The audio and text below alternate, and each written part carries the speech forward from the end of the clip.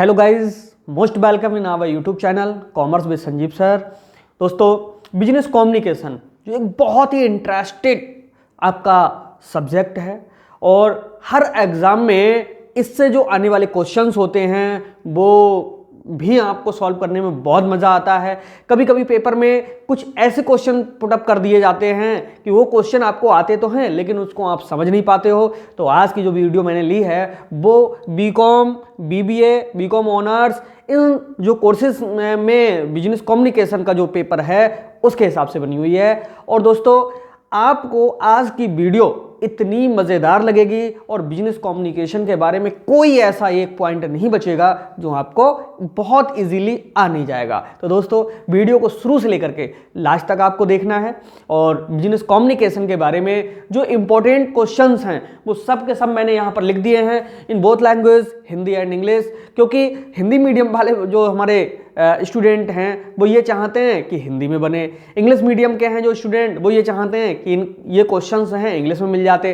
तो मैंने एक साथ दोनों में लिख दिया है, थोड़ा समझने में साथ दीजिएगा। और आज के बाद कोई एक भी ऐसा प्रश्न नहीं बचेगा जो आपके एग्जाम में आए और आपको ना आता हो। तो दोस्तों, इसी के साथ जितने भी सब्जेक्ट्स हैं सभी का मैंने इंपॉर्टेंट एक एक करके इस YouTube अपने चैनल पे अपलोड कर दिया है। आप अदर सब्जेक्ट के लिए भी देख सकते हैं। बीकॉम विद संजीव सर के लिए आप तैयार हो जाइएगा और आपकी बीकॉम की पूरी तैयारी मैं कराऊंगा। कितनी सरल लैंग्वेज में कराऊंगा, क्योंकि बुक्स से पढ़ने के बाद बड़ी दिक्कत होती है स्टूडेंट्स के लिए, लेकिन अब आपको जब मैं अपनी लैंग्वेज में और आपकी लैंग्वेज में समझाऊंगा बिल्कुल भी दिक्कत नहीं होगी। तो आपसे एक रिक्वेस्ट है कि अगर ये वीडियो आपको अगर अच्छी लगे तो आपके अदर सब्जेक्ट्स की भी सारी वीडियोस हमारे चैनल पर मिल जाएंगी और आप उनको देख लीजिएगा। मैं ये तो नहीं कहूँगा कि नहीं मेरा चैनल सब्सक्राइब करिए, शेयर करिए, लाइक करिए, जो वो आप पर डिपेंड है। मैं अपना काम कर रहा हूँ, आपको जो करना है अपना करिए, लेकिन मेरा जो मेन उद्देश्य है वो है कि आपकी हेल्प करना, आपके एग्ज़ाम में एक अच्छा एटमॉस्फेयर तैयार कराना। तो उसमें मैं लगा रहूँगा। तो दोस्तों, आइए अब हम चलते हैं अपने सब्जेक्ट बिजनेस कम्युनिकेशन पे।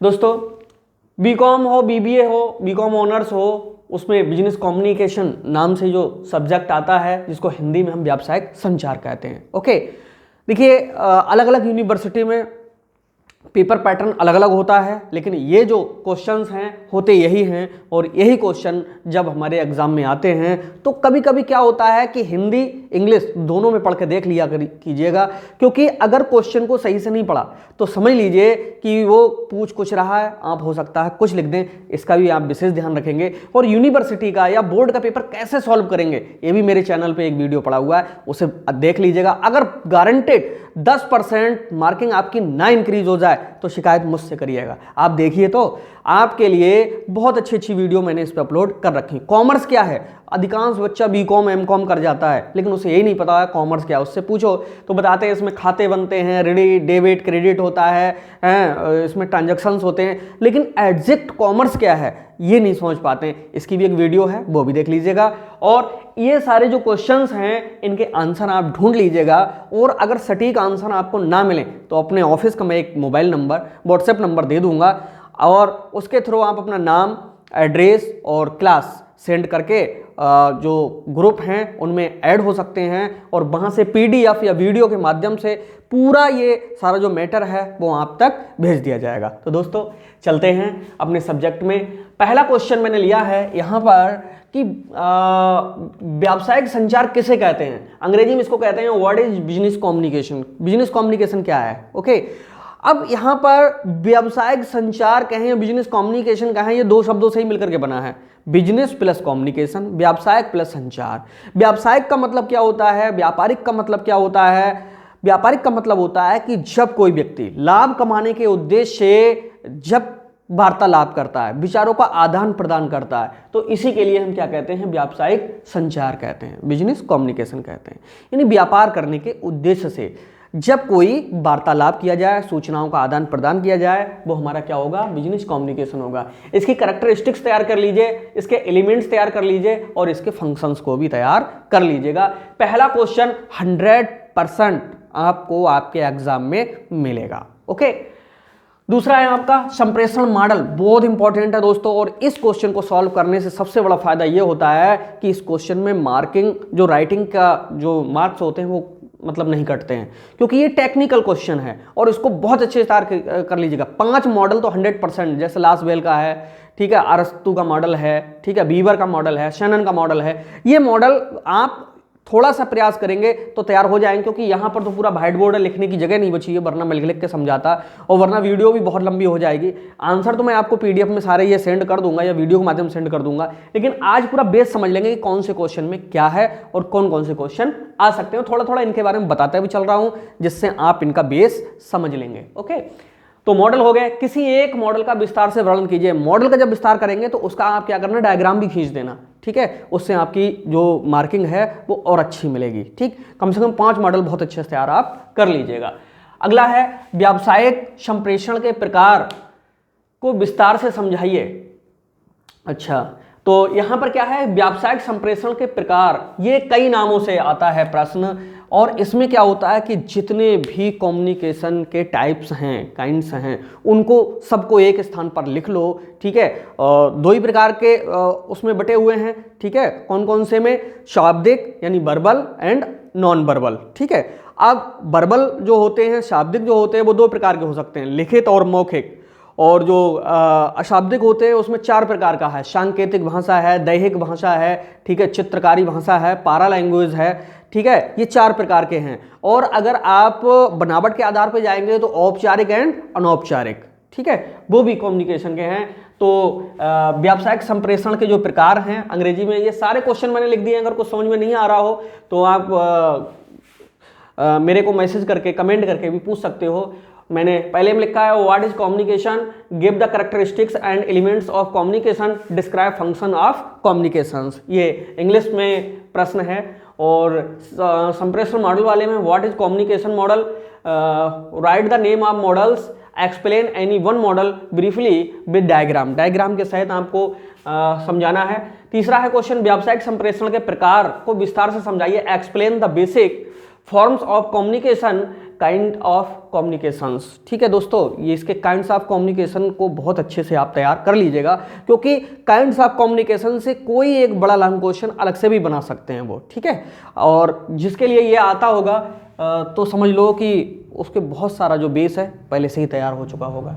अगला है प्रभावी संप्रेषण किसे कहते हैं, इसको अंग्रेजी में कहते हैं what is effective communication. Effective communication, प्रभावी संप्रेषण का मतलब क्या होता है। संप्रेषण का मतलब तो समझ गए होंगे, संप्रेषण कम्युनिकेशन का मतलब होता है कि हम कुछ ज़रूरत बातें, सूचनाएं, डेटा जो आप तक पहुंचा रहे हैं, पहुंचाने के बाद आपका जो है हृदय परिवर्तन हो जाए, आप पर वो एक प्रभाव छोड़ जाए, तो उसी को हम कहते हैं इफेक्टिव कम्युनिकेशन। जैसे मैं आपको यहाँ पर समझा रहा हूँ, समझाने के बाद में आपने बहुत जगह से एजुकेशन सीखी होगी, आपने शिक्षा ली होगी, अब हम पढ़ाएं और पढ़ाने के बाद में आपको कोई एक अलग से प्रभाव पड़े कि हाँ इस टीचर ने कुछ अच्छा समझाया देन अदर्स, तो समझ लो वो एक प्रकार क्या हो गया, प्रभाव हो गया। तो यही आपका क्या होगा, प्रभावी कम्युनिकेशन होगा। प्रभावी कम्युनिकेशन का मतलब है कि आप पर सीधा इफेक्ट पड़ना। जैसे हम मान लीजिए किसी सत्संग में जाते हैं तो वहाँ पर महाराज जी जो प्रवचन देते हैं, समझाते हैं, समझने के बाद में घर आए सब कुछ वहीं छोड़ आए, इसका मतलब है इफेक्टिव नहीं हुआ।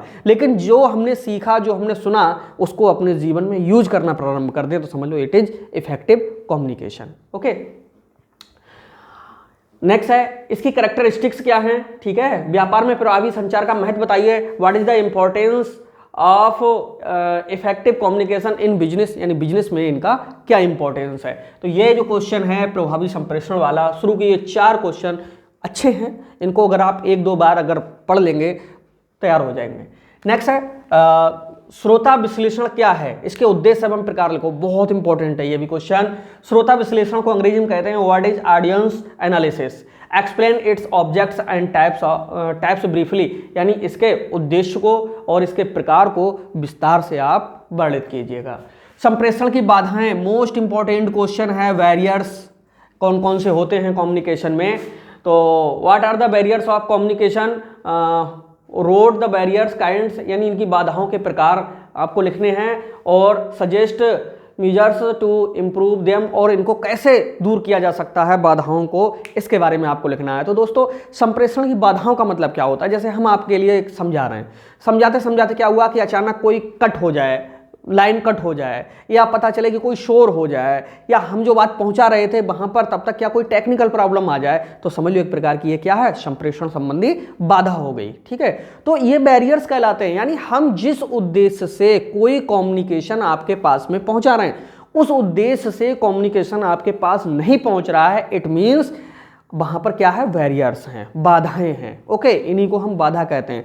समय की भी बाधा होती है, सिग्नल की भी बाधा होती है, ठीक है, टाइम की भी बाधा होती है। पता चले आपके सोने का टाइम है और एक व्यक्ति आए है बोले आप अपना बीमा करा लो, घर में झगड़ा चल रहा है, कोई व्यक्ति आता कहता आप बीमा करा लो, तो समझ लो कि माइंड मूड ऑफ हो जाएगा। लेकिन जब आप सुकून में बैठे हुए हैं और कोई व्यक्ति आता है कहता है कि भाई आप इंश्योरेंस करा लीजिएगा अपना, ये तमाम फायदे होंगे, तो 1% आप मतलब उसे समझने का प्रयास करेंगे। तो ये सब चीज़ें होती हैं वेरियर्स पर डिपेंड, यानी कौन कौन से वेरियर्स हैं कम्युनिकेशन में, इन सब का आपको एक बार पढ़ने से ही पूरा तैयार हो जाएगा। ओके, अगला है साक्षात्कार किसे कहते हैं, इंपॉर्टेंट है ये भी। ये जब भी प्रश्न आता है तो बिल्कुल इसी तरह से आता है कि साक्षात्कार किसे कहते हैं, व्हाट इज इंटरव्यू, और साक्षात्कार देते समय कौन कौन सी बातों को ध्यान में रखना चाहिए। तो इस पर भी बहुत ज़्यादा आपको अच्छे से मैटर को तैयार कर लेना है, क्योंकि इस साल ये क्वेश्चन लॉन्ग के रूप में आने के लिए तैयार है। ठीक है, उम्मीद है इस बार आ जाएगा।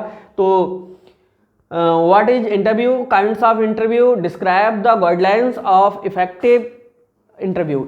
देखिए, प्रभावपूर्ण इंटरव्यू के लिए कौन कौन सी गाइडलाइंस हैं, कौन कौन सी बातें हैं जिनका हमें ध्यान रखना चाहिए। नंबर 1, वेशभूषा, अपनी जो मतलब लेकर के जाना है, अपनी शक्ल, पहनावा, ठीक है, चलने का तरीका, बैठने का तरीका, बात करने का तरीका, ये सारी चीज़ें वहाँ पर बहुत कुछ प्रभाव आपके इंटरव्यू में डालती हैं। क्योंकि इंटरव्यू देते समय ये नहीं कभी छत देख रहे हैं, कभी दीवारों को देख रहे हैं, कभी कुर्सियाँ देख रहे हैं, कभी किसी की तरफ देख रहे हैं। आई कांटेक्ट मिला करके आपको अगर इंटरव्यू देना है, वहाँ पर एक शब्द व्यक्ति के रूप में बैठ करके इंटरव्यू देना है, और आपको अपना पूरा पहनावा बहुत एक आदर्श के रूप में लेकर के जाना है। ठीक है, और हेयर कटिंग से लेकर के आपका फेस कट और दुनिया भर की जितनी भी एक आदर्श व्यक्ति में उम्मीदें की जा सकती हैं, उस तरह से अगर आप जाते हो तो समझ लो कि वो जो इंटरव्यू होगा वो कैसा होगा, इफेक्टिव होगा। क्योंकि आप इसमें पढ़ रहे हैं बॉडी लैंग्वेज, ठीक है, जिसे हम कहते हैं हिंदी में दैहिक भाषा, शारीरिक भाषा, ठीक है, ये कई नामों से पेपर में आता है। तो वहाँ पर ये सारी चीज़ें हमारी बताती हैं कि हमारे अंदर क्या है। जो इंटरव्यू लेने वाले होते हैं बहुत ही एक्सपर्ट टीम होती है, वो आप जैसे ही एंटर करेंगे, प्रवेश करेंगे उनके रूम में, आने से, जाने से, लौट करके जाने से वो बहुत कुछ अनुमान लगा लेते हैं, सामने बात करने से, ठीक है, यहाँ से भी अनुमान लगता है। तो कौन कौन सी बातों को ध्यान रखना चाहिए, ये सारी चीज़ें आपको बहुत अच्छे से समझ लेनी है, क्योंकि हमारे सारे स्टूडेंट, सभी दोस्त कहीं ना कहीं 100% कामयाब होंगे। ये हमने ऐसा भविष्य में हमेशा के लिए सोच रखा है, ठीक है, कि हम कहीं ना कहीं कामयाब होकर रहेंगे। ओके, नेक्स्ट है अशाब्दिक संप्रेषण क्या है, what is non verbal communication. देखिए, अशाब्दिक संप्रेषण जिसमें शब्दों का प्रयोग ना हो उसे हम क्या कहेंगे, अशाब्दिक। इसमें क्या होता है, इशारे हो सकते हैं, चिन्ह हो सकते हैं, ठीक है, और पोस्टर्स हो सकते हैं जिनमें चित्रकारी की हुई होती है, पारा लैंग्वेज हो सकती है। जैसे हम एटीएम में जाते हैं, एटीएम में जब हम अपना कार्ड इंसर्ट करते हैं तो सिर्फ एटीएम ही पढ़ पाता है, जबकि उस कार्ड के पीछे जो भी लगा हुआ होता है मैग्नेटिक सिस्टम, उसको हम नहीं पढ़ सकते, क्योंकि उस भाषा को पारा लैंग्वेज कहते हैं, जिसको सिर्फ मशीनी भाषा ही पढ़ सकती, मशीन ही पढ़ सकती है, रीड कर सकती है। तो ये होते हैं हमारे कौन से अशाब्दिक संप्रेषण, और इसके क्या काइंड्स हैं। Describe about the body language communication, ये बहुत इंपॉर्टेंट है, बॉडी लैंग्वेज। ओके, ये हिंदी में दैहिक भाषा कहते हैं, ये बॉडी लैंग्वेज बहुत इंपॉर्टेंट है, पेपर में खूब आता है ये। नेक्स्ट है संचार के आधुनिक साधन कौन कौन से हैं, what are the modern forms of communication, road the importance in business, और इनका व्यापार में क्या महत्व है, इसके बारे में लिखना है। दोस्तों, आजकल कौन कौन से कम्युनिकेशन के जो फॉर्म्स हैं यूज़ किए जा रहे हैं, ठीक है, इसके बारे में आपको बहुत अच्छे से लिखना है। अरे भाई, आज के समय में आधुनिक युग में कौन कौन सी चीज़ें कम्युनिकेशन में प्रयोग की जा रही। सबसे पहला तो मोबाइल है, इंटरनेट है, ठीक है, ईमेल है और कंप्यूटर है, ठीक है, मोबाइल फ़ोन्स हो गए, हमारे टेलीविज़न हो गया, समाचार पत्र हो गया, ठीक है, विभिन्न प्रकार की पत्रिकाएं हो गई, और रेडियो भी इसी में अंतर्गत आता है, ठीक है, और आपने देखा होगा प्रोजेक्टर, वो भी इसी काम में आता है। तो ये सारी चीज़ें आधुनिक साधन के रूप में हैं, और वर्तमान समय में कम्युनिकेशन में किस तरह से हम इनको यूज़ कर रहे हैं, बस यही बातें सब वहाँ पर लिख देनी है। ओके, कम से कम 10-12 जो सोर्स हैं वो आप लिख दीजिएगा। तो ये हमारे लॉन्ग क्वेश्चन हुए दोस्तों। इन लॉन्ग क्वेश्चनों को ही, इतने को ही तैयार करेंगे पहले, और 100% विश्वास के साथ आपको इन्हीं में से सारे लॉन्ग क्वेश्चन मिलेंगे। अब हम बात करते हैं शॉर्ट क्वेश्चंस की।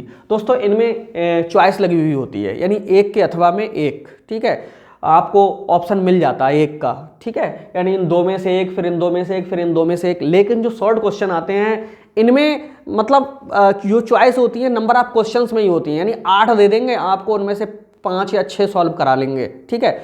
वो अलग अलग यूनिवर्सिटी का अलग अलग जो अपना पैटर्न है वो है।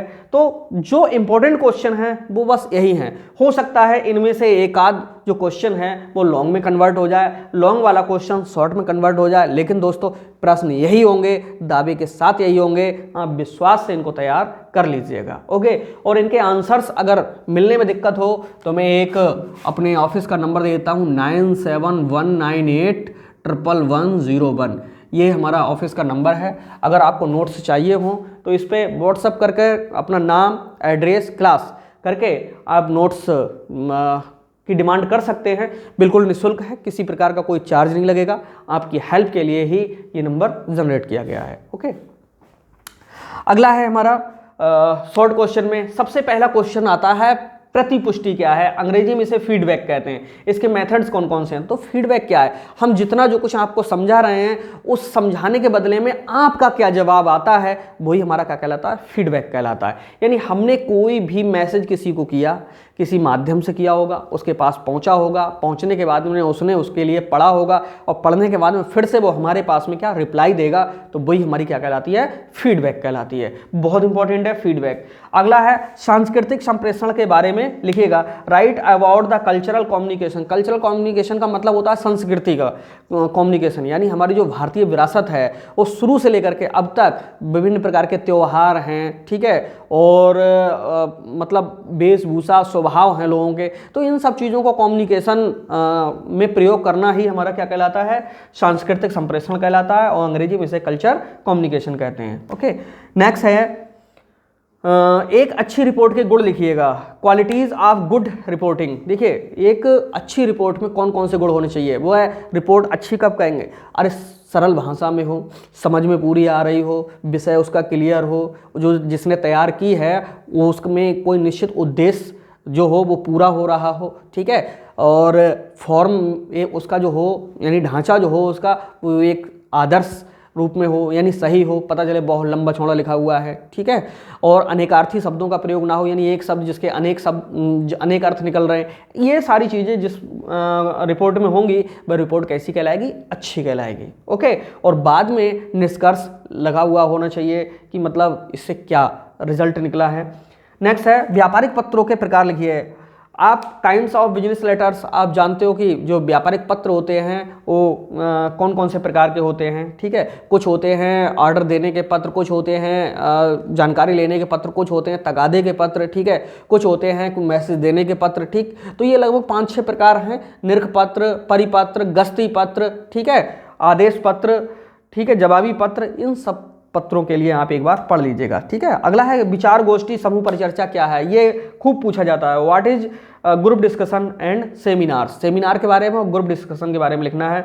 नेक्स्ट है ईमेल, इंटरनेट, वीडियो कॉन्फ्रेंसिंग। ये तीनों तो नहीं आएंगे दोस्तों, इनमें से कोई एक आने की संभावना रहेगी कि और इनके बारे में आप लिख भी देंगे। मैंने अंग्रेजी में इस क्वेश्चन का नहीं लिखा है कि ईमेल, इंटरनेट और वीडियो कॉन्फ्रेंसिंग, कोई ज़रूरत नहीं है। संप्रेषण जाल, प्रभावी संप्रेषण, नैमिक संप्रेषण क्या है। देखिए संप्रेषण जाल वही कहते हैं कम्युनिकेशन नेट के लिए, ठीक है, क्योंकि प्रभावी संप्रेषण का मतलब क्या होता है ये ऊपर भी हमने कहीं ना कहीं रखा होगा, ये है, ठीक है। और बाद में है नैमिक संप्रेषण, यानी कंपनियों का, ठीक है, कंपनियों का जो आपस में एक दूसरे से कम्युनिकेशन होता है, दैट इज नैमिक कम्युनिकेशन। इसको अंग्रेजी में कॉर्पोरेट कम्युनिकेशन भी कहते हैं, कॉर्पोरेट कम्युनिकेशन। अगला है हमारा औपचारिक एवं अनौपचारिक संप्रेषण के बारे में लिखो, में अंतर लिखो। Distinction between the formal and informal communication. ये फॉर्मल और इनफॉर्मल कम्युनिकेशन में क्या आपको लिखना है, अंतर लिखना है। तो फॉर्मल कौन सा होता है, इनफॉर्मल कौन सा होता है? अरे जिसमें सारे नियमों का, कानूनों का, औपचारिकता यानी शिष्टाचार सब का प्रयोग किया जाए, वो हमारा क्या होता है जाकर के फॉर्मल। और जिसमें मतलब कोई भी नियम नहीं, कोई कायदा नहीं, कोई कानून नहीं, कोई समय नहीं, कोई उसका फॉर्म नहीं, वो हमारा कैसा कहलाता है, इनफॉर्मल। अब ये ऐसे समझ में आया तो एग्जाम्पल बता देता हूँ। तुम्हें अपने यदि सर से बात करनी है या किसी अधिकारी से बात करनी है तो अब वो औपचारिक होगा। क्यों होगा? क्योंकि जैसे टाइम करने का शेड्यूल जो होगा, हर ऑफिस 10 बजे खुलता है तो 10 बजे से 4 बजे के बीच में होगा। लेकिन वहीं पर अगर आपको दोस्त से बात करनी है तो चाहे 1 बजे रात के करिए, चाहे 2 बजे रात के करिए, चाहे दिन के 12 बजे करिएगा, कोई रोक टोक नहीं है। तो कुल मिलाकर के फॉर्मल एंड इनफॉर्मल कम्युनिकेशन यही चीज़ होती है। नेक्स्ट है आत्म विकास। क्या है? इसको हम सेल्फ डेवलपमेंट कहते हैं, यानी आत्म विकास। आत्म विकास ये कहते हैं दोस्तों, जब हम किसी भी वस्तु के बारे में सुनते हैं, किसी भी प्रोग्राम के बारे में समझते हैं, हमें कहीं जाना होता है तो पहली बार सब कुछ अजनबी होता है। जैसे अगर आपके लिए गोवा भेज दिया जाए, हो सकता है ये वीडियो हमारी गोवा में ही कोई देख रहा हो, अगर आपको यहाँ से गोवा भेज दिया जाए तो पहली बार में आप बहुत कुछ देखते जाओगे, अरे ये एक ऊंची सी बिल्डिंग आई, ये रास्ता कैसा आया, ये क्या आया, वो क्या आया। लेकिन जब एक बार जाने के बाद दूसरी बार आप जाओगे तो बहुत कुछ चीज़ें ऐसी होंगी जो आप पहले से ही देख चुके होगे, और धीरे धीरे क्या होगा कि उनके बारे में जो नया जो कल्पना का जो कार्य है वो धीरे धीरे समाप्त होने लगता है। तो यही होता है आत्म विकास, यानी हमारा क्या हो गया, सेल्फ डेवलपमेंट हो गया। और बहुत अच्छा हम एग्जाम्पल देते हैं, आपकी जो मकानों में सीढ़ियाँ होती हैं, अगर लाइट चली जाए फिर भी आप अंधेरे में उनको स्टेप बाय स्टेप चढ़ते हुए जा सकते हो। क्यों? क्योंकि आपका आत्म विकास हो चुका, आपकी हैबिट हो चुकी है, आप उसके बारे में बहुत अच्छे से जान चुके हो। यही तो सेल्फ डेवलपमेंट होता है, कुछ और नहीं होता है। आत्म विकास और दृष्टिकोण में क्या अंतर है? Difference between the self development and attitude. Attitude का मतलब होता है, इसको हिंदी में दृष्टिकोण कहते हैं। दृष्टि और कोण दो शब्दों से मिलकर के बना है। दृष्टि का मतलब देखने की, और कोण का मतलब एंगल। यानी जैसे मैं आपको समझा रहा हूं कि मैंने ये जो वीडियो बनाई है आपके अच्छाई के लिए बनाई है, आपकी हेल्प के लिए बनाई है, ओके। अब आपको हो सकता है ये उल्टा समझ में आए कि नहीं, अरे ये तो अपने मतलब के लिए बनाए होंगे, कोई होगा। तो ये देखने का तरीका है, अपना अपना नज़रिया है। बहुत से लोग हैं वो ये कहेंगे अरे वास्तव में ये हमारे बहुत काम की थी, और इन्होंने जो वीडियो बनाई है वास्तव में लाजवाब वीडियो है, क्योंकि हम जिस उद्देश्य से बना रहे हैं उस उद्देश्य के साथ में समझना या ना समझना ये तो सामने वाले पर निर्भर करता है। तो यही चीज होती है आत्म विकास एंड दृष्टिकोण में, ओके। अगला है स्वॉट एनालिसिस। बहुत इंपॉर्टेंट है, सबसे इंपॉर्टेंट है दोस्तों स्वॉट एनालिसिस। क्या होता है स्वॉट एनालिसिस? 4 शब्द हैं, SWOT। S for strength, W for weaknesses, O for opportunity, T for threats. यानी हम कोई भी बिजनेस के क्षेत्र में जाते हैं, जीवन के क्षेत्र में जाते हैं तो S फॉर स्ट्रेंथ, हमारे पास कोई ना कोई ताकत होती है। मैं पढ़ाने का अच्छे से अच्छा प्रयास करता हूँ, मैं बहुत अच्छे से पढ़ा सकता हूँ, ये मेरी क्या है, स्ट्रेंथ है। वीकनेसेस W वीकनेसेस का मतलब क्या होता है कि मैं जो पढ़ाता हूं तो पता चले कि हम जहां से आपके लिए पढ़ाना प्रयास कर रहे हैं, अब यहां पर सिग्नल नहीं मिल पा रहे हैं हमारे लिए, या यहां पर टेक्निकल कोई प्रॉब्लम आती चली जा रही जो हमें नहीं संभाल पाते हैं हम, तो वो चीज़ हमारी क्या हो जाएगी, वीकनेसेस हो जाएगी। O for opportunity. अपॉर्चुनिटी क्या चीज़ होती है, अवसर क्या होते हैं दोस्तों? ये वीडियो मैं आपके लिए दे रहा हूँ, बता रहा हूँ कि ये क्वेश्चन बहुत इंपॉर्टेंट हैं, इनको तैयार कर लीजिएगा। अब जिसके पास में ये क्वेश्चन पहुंच गए, उसने बहुत अच्छे से विश्वास करके तैयार कर लिया, तो समझ लो ये उसकी क्या थी, अपॉर्चुनिटी थी। और T फॉर थ्रेट्स। थ्रेट्स माने होता है बाधाएं, यानी इन क्वेश्चनों को तो पता चल गया लेकिन इनके आंसर नहीं मिल पाए, तो एक प्रकार की ये क्या हो गई, बाधा हो गई। सेम बिजनेस में देखिए कोई ना कोई किसी व्यापारी की ताकत भी होती है, उसकी कुछ कमजोरियां भी होती हैं, उसे अवसर भी मिलते हैं, और व्यापार करने में क्या बाधाएं भी आती हैं। तो इस तरह से ये स्वॉट एनालिसिस है, बहुत इंपॉर्टेंट है दोस्तों, ओके। अगला है अंगूरी लता संप्रेषण। क्या होता है? इसे ग्रेप वाइन कम्युनिकेशन भी कहते हैं, ये कई नामों से आ जाता है। और हाँ दोस्तों, ये जो क्वेश्चन है अंग्रेजी में और हिंदी में दोनों में पढ़ने के लिए मैं इसलिए बोलता हूँ कि एक बार संदेश वाहन ही हर बार में लिख करके आ गया, बच्चे समझे पता नहीं संदेश वाहन क्या होता है। एक बार व्यावसायिक संचार लिख करके आ गया, हर पूरा पेपर एक जैसा भरा हुआ, बच्चे आराम से समझ गए, ओके। लेकिन एक बार संप्रेषण लिख करके आ गया, बड़ी दिक्कतें हुई। ये तीनों सब चीजें एक ही हैं, अंग्रेजी में एक ही नाम है इसका, कम्युनिकेशन, ओके। तो इसमें क्या होता है अंगुलीता संप्रेषण में, इसको हम बात का बतंगड़ कहना इसको कहते हैं। यानी इसमें एक व्यक्ति दूसरे व्यक्ति तीसरे व्यक्ति चौथे व्यक्ति यानी एक क्रम से बढ़ता हुआ चला जाता है और ये आंधी की तरह आगे चलता है। और इसमें जो बात अगर उठ गई तो समझ लो कि उसको कोई रोक नहीं पाता है। इसीलिए जो अंगूर के गुच्छे होते हैं लटके हुए होते हैं, पहले कम फिर उनसे ज़्यादा बढ़ते हुए चले जाते हैं, फिर जाकर के एंड होता है उनका एक अपनी कैपेसिटी के बाद में। तो यही होता है हमारा ग्रेपवाइन कम्युनिकेशन। अगला है पार्श्व भाषा। क्या है दोस्तों? ये मशीनी भाषा होती है, पारा लैंग्वेज होती है। इसको जो है कोई व्यक्ति पढ़ नहीं पाता, मशीन ही पढ़ पाती है। ये इसलिए कोडिंग एंड डिकोडिंग पर आधारित होता है। सिक्योरिटी के लिए ये भाषा बनाई जाती है दोस्तों। तो ये होती है हमारी कौन सी? पारा लैंग्वेज। प्रभावपूर्ण सुनना क्या है? देखिए, प्रभावपूर्ण सुनना का मतलब होता है इफेक्टिव लिसनिंग। क्या चीज़ होती है? इफेक्टिव लिसनिंग का मतलब ये होता है कि हमने जो बातें आपको बताई, बताने के बाद में आपका हृदय परिवर्तित हो जाए। ओके, आपका जो भी पहले विचार था, मन था, तरीका था, वो चेंज हो जाए, वही चीज़ हमारा होता है इफेक्टिव लिसनिंग। इसके कौन कौन से अवरोध होते हैं? इसमें भी तमाम तरह के बैरियर्स होते हैं। जैसे मैं आपसे कह रहा हूं कि मेरा चैनल सब्सक्राइब कर लीजिए। अब हो सकता है कि इसमें आपको ये लग रहा हो कि हाँ हम क्यों करें भैया, मत कीजिए लेकिन यहाँ पर हो सकता है कि सब्सक्राइब करने से बहुत सारी अच्छी अच्छी वीडियोस आपके पास में पहुंच जाए। और हो सकता है कि अगर मैं फेक वीडियो बना रहा हूं या बकवास वीडियो बना रहा हूं तो वो आपके लिए तनाव भी पैदा करें। तो दोनों चीज़ें होती हैं। क्या होता है इफेक्टिव लर्निंग में और इसके अवरोध में कि आपको जज करना होगा कि क्या सही है और क्या गलत है। लास्ट में है व्यापारिक पत्रों के प्रकार। वही काइंड्स ऑफ बिजनेस लेटर्स हैं। एक लेटर दोस्तों लिखने के लिए आ भी सकता है, कोई छोटा सा, लॉन्ग क्वेश्चन में तो नहीं आना चाहिए, बट शॉर्ट में हो सकता है आ जाए। ओके, तो ये थे बिजनेस कम्युनिकेशन के सारे इंपॉर्टेंट क्वेश्चंस जो आपने समझे। आप देख लीजिएगा, हिंदी और इंग्लिश मैंने दोनों लैंग्वेज में दे दिया, क्योंकि कोई वीडियो अगर मैं हिंदी में बनाता हूँ तो हमारे स्टूडेंट कुछ ऐसे हैं जिनको इंग्लिश में भी चाहिए होता है, इंग्लिश में बनाता हूँ तो कुछ स्टूडेंट ऐसे हैं जिन्हें हिंदी में चाहिए होता है। तो मैंने कोशिश करके दोनों में लिखा है। ठीक है, पूरे यही इंपॉर्टेंट हैं, आप आराम से इनको समझ लीजिएगा।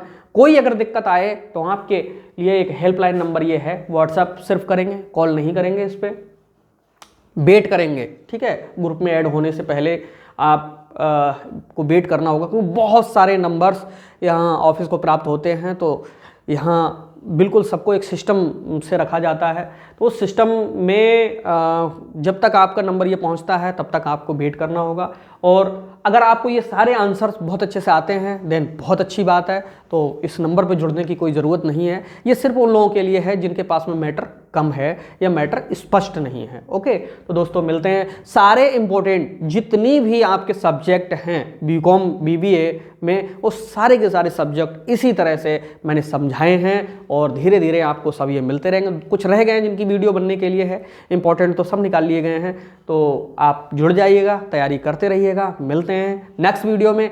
और दोस्तों अगर ये मेरा वीडियो अच्छा लगा हो तो मेरे चैनल को जरूर सब्सक्राइब कर लीजिए, वीडियो को लाइक कर दीजिए और कमेंट करिए कि ये क्वेश्चन आपको कैसे लगे। मिलते हैं नेक्स्ट वीडियो में, तब तक के लिए बाय बाय दोस्तों।